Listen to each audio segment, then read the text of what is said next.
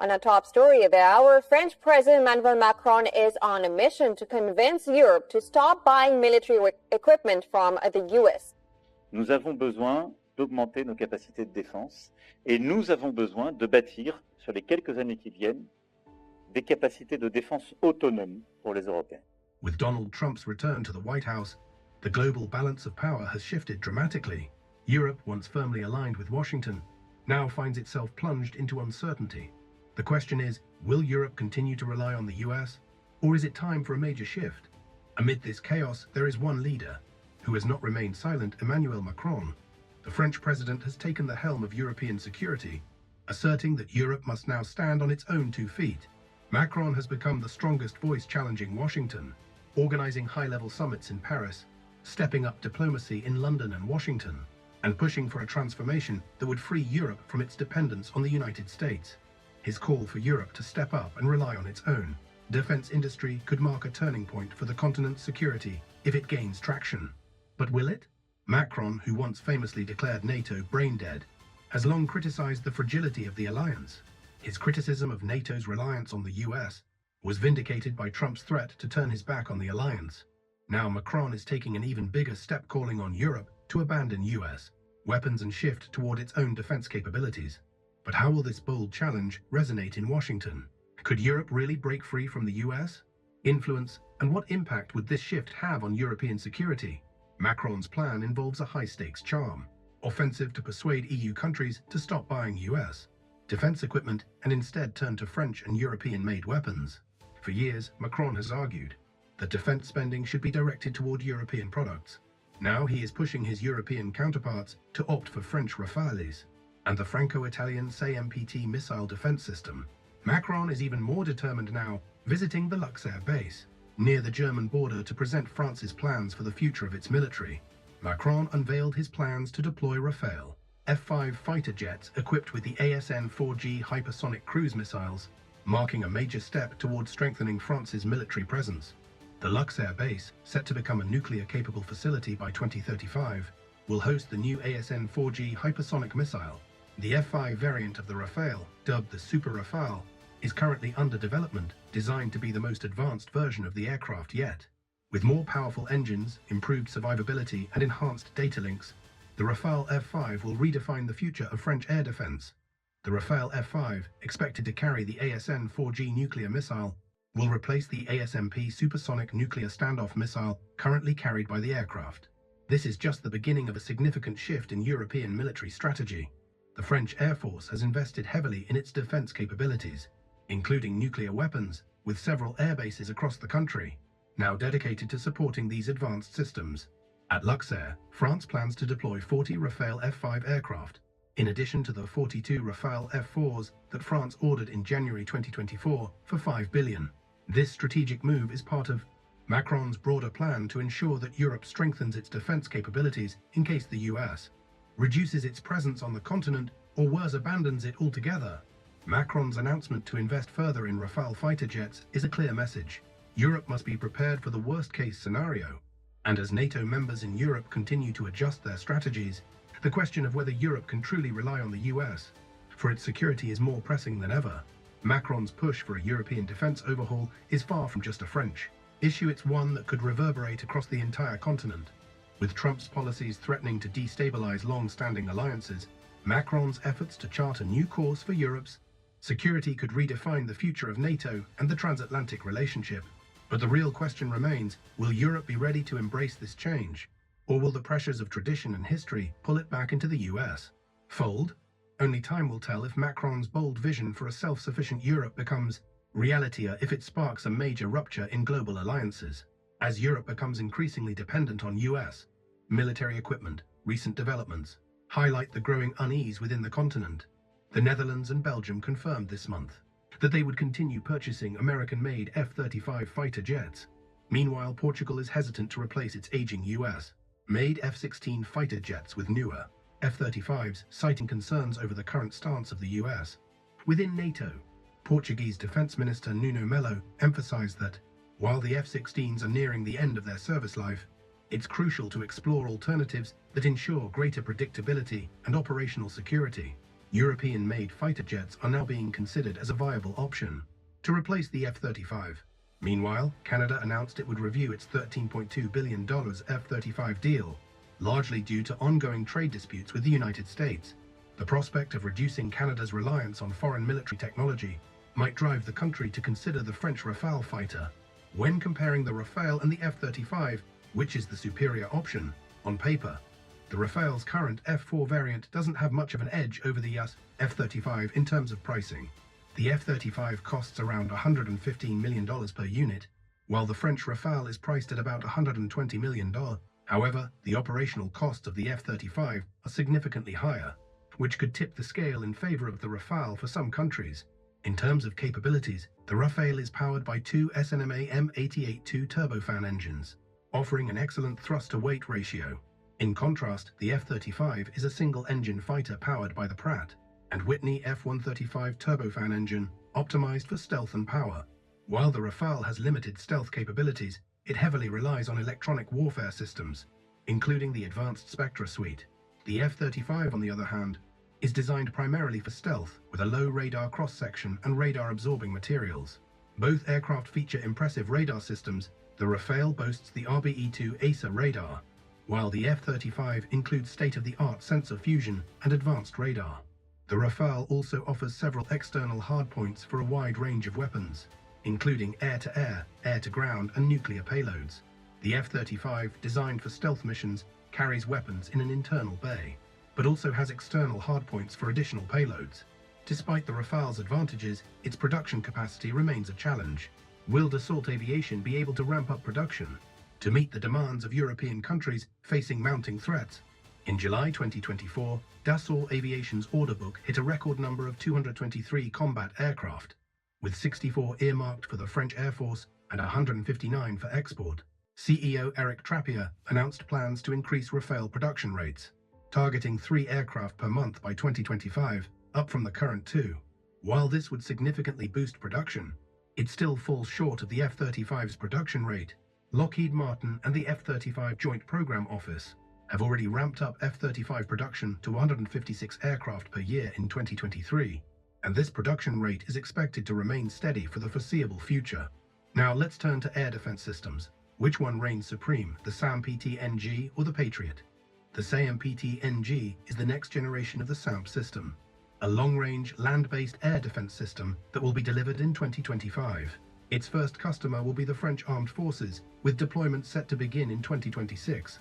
While the original SAMP system has been used by France and Italy, the SAMP-TNG has yet to see combat, which could deter European NATO countries considering it for their defense needs, especially in the age of drone warfare. However, the system boasts 360 protection, the ability to detect targets 350 km away, and the capability to destroy air-breathing targets at 150 km. It can even detect and intercept maneuvering ballistic missiles up to 600 km away. The system is highly mobile, with up to 6 launchers, each carrying up to 8 missiles, and it's compact enough to ensure quick deployment. Though it is more cost-effective than some other systems, its limited availability, depending on production rates, could present challenges.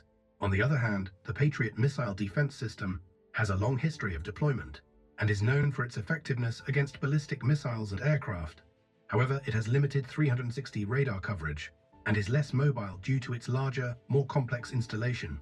Patriot requires more manpower to operate, but its proven reliability in various conflicts gives it a solid reputation. In contrast, the SAMP-NG is more suitable for high mobility, diverse threat management, and cost-effectiveness. Patriot excels in global integration and proven reliability, making it ideal for countries with a longer track record of using it in combat. Both systems have their merits, but Macron's goal is clear. He aims to speed up production of both systems to meet the needs of European allies, especially as they face the looming threat from Russia. In this context, Macron organized a high-level meeting with French defense representatives to ensure that Europe is ready to defend itself without relying on the US. The shifting dynamics in European defense are undeniable, with countries like Canada and Portugal reassessing their dependence on American-made weapons, and Macron pushing for a stronger European defense industry. The future of NATO and Europe's security lies in a delicate balance. Can Europe truly become self-sufficient in defense, or will the complexities of geopolitics keep it tethered to the US? Only time will tell how this challenge plays out on the global stage. Leading arms manufacturer. The meeting was attended by major defense companies such as Safran, FI, Naval Group, DOA, and KDS. Additionally, representatives from 4,000 small and medium-sized defense industry enterprises were present. Macron urged French defense companies to reduce bureaucratic hurdles and cut costs, making them a more attractive option for European buyers. His request was not unfounded, as Europeans have become increasingly dependent on the United States. According to the Stockholm International Peace Research Institute, US, arms imports accounted for 35% of all European purchases between 2014 and 2018, rising to 55% between 2019 and 2023. This shift has been supported by US procurement and lending mechanisms, such as foreign military sales and foreign military financing, which heavily favor Washington's exports to Europe. Poland, Romania, Bulgaria, Slovakia, the Czech Republic, and the Baltic states have been the primary beneficiaries. One area where Europeans are most reliant on the US is fighter jets. At least 13 countries have committed to purchasing the F-35, a stealth aircraft manufactured by Lockheed Martin, which is considered the best of its generation. However, the F-35's operation depends on vast amounts of tactical data, hosted in the US. Moreover, its maintenance also relies on automated software, and experts, including Lockheed Martin, assert that there is no kill switch, capable of grounding the aircraft in the event of a dispute over flight plans. Dutch Defense Minister Ruben Breelant stated that it is in everyone's interest to ensure the F-35 program remains operational, a sentiment echoed by other nations using the aircraft. However, any movement away from the US toward greater European autonomy, especially in terms of support, would likely begin in areas less visible than weapon systems, such as logistics, maintenance, medical support, and mission equipment. These areas are currently limited in Europe. For years, the Europeans have faced a significant deficit in transport and refueling aircraft. Within NATO, these tasks have predominantly been performed by the US. In 2023, the US had over 450 tankers, while Europe had only 150. Similarly, the US had 232 A400M transport aircraft compared to Europe's 145. Furthermore, the US had 125 reconnaissance aircraft, while Europe only had 35. Without major investments in these areas, maintaining independence will remain a difficult challenge for Europe. This is why France is ramping up production of Rafale fighter jets, as it aims to increase its defense capabilities and reduce its reliance on US support. According to a recent report by the Stockholm International Peace Research Institute, France has now surpassed Russia to become the second largest arms exporter in the world. Largest arms exporter. French arms exports surged by 47% between 2014-2018 and 2019-2023. The majority of these exports, 42%, went to countries in Asia and Oceania, while 34% went to Middle Eastern nations. India emerged as the largest single buyer, accounting for nearly 30% of French arms exports. France has strategically capitalized on strong global demand to revitalize its arms industry, particularly excelling in the export of fighter jets outside Europe. This growth is largely attributed to the sales of fighter jets, especially the Rafale aircraft, to countries like Egypt, Qatar, and India. The Rafale, which has been a cornerstone of France's military arsenal for over 2 decades, has become a highly sought-after asset. Initially unsuccessful in the export market, it is now a major export success. Along with the French aerospace forces, 8 countries have purchased the Rafale, including Egypt, India, Qatar, the UAE, Greece, Croatia, Indonesia, and Serbia. Among these countries, the UAE placed the largest order for 80 combat aircraft in 2021. This surge in sales has been remarkable, keeping production lines busy. Recently, Dassault Aviation DOA reported an increase in Rafale sales, linked to rising geopolitical tensions that have inadvertently increased global defense spending. The increase in demand for Rafale aircraft has been attributed to Russia's involvement in the war in Ukraine and EU concerns over continued U.S. military aid. DOA stated that it expects to deliver 25 Rafale aircraft and 40 Falcon aircraft in 2025, generating annual revenues of around 6.5 billion euros. In 2022, DOA secured orders worth 10.87 billion euros, including contracts for 26 Falcon business jets and 30 Rafale fighter jets for foreign markets. After receiving large orders, many of which are still in the pipeline, DOA plans to sell more fighter jets and further increase France's export share. Saudi Arabia is reportedly considering the purchase of 54 Rafale fighter jets after being denied access to the US-made F-35 Lightning II fighter jets. According to DOA CEO Eric Trappier, preliminary talks to sell Rafale to Saudi Arabia are ongoing, but the decision will depend on political factors and the country's assessment of the aircraft. If the deal goes through, Saudi Arabia would become the third country in the Middle East to operate Rafale jets. India is moving closer to signing a deal for aircraft carrier operations with the naval version of the Rafale fighter jets. Indian media reports indicate that the deal is expected to be finalized in a few months, with the first of 26 Rafale M aircraft set to be delivered by 2029. Other countries, including Colombia, Morocco, and Iraq, have also expressed interest in purchasing Rafale jets. DOA is likely to continue negotiations with potential customers and may sign contracts for the more advanced F-4 and F-5 variants of the Rafale. In a time of geopolitical uncertainty, France's strategic autonomy offers a potential model for Europe to strengthen its defense capabilities and reduce reliance on foreign powers. However, it is evident that Donald Trump would likely oppose such a move. The question arises, how will transatlantic relations evolve under Trump's leadership? A possible scenario is a US-Europe grand bargain that could prevent a transatlantic rupture. In this arrangement, Europe might make concessions in exchange for a more stable relationship and continued US security commitment. Nevertheless, a grand bargain seems unlikely because the Trump administration appears intent on reshaping the partnership in ways that would be unacceptable to Europe. Reaching such a deal would require concessions on both sides, particularly from the US. The main issue is that any agreement would depend on maintaining the US security presence in Europe. The Trump administration's stance raises the question, would it be willing to leave the US security presence and NATO intact as part of any deal? Many Trump administration officials and US companies facing pressure from EU regulations may use the US security guarantee as leverage to extract concessions from Europe on economic, trade, and technology policies. However, this leverage will only be effective if the US security guarantee remains robust. The Trump administration is likely to resist making compromises on these fronts. Tensions are further compounded by a lack of trust. The Trump administration views European leaders as incompetent, criticizing them for speaking about defense spending without following through. Meanwhile, Europeans are hesitant to trust that the Trump administration will honor any agreements. Even if both sides desire a grand bargain, significant structural barriers remain, making policy compromises between defense and economic sectors challenging. For Europe, the structural issues are even more pronounced.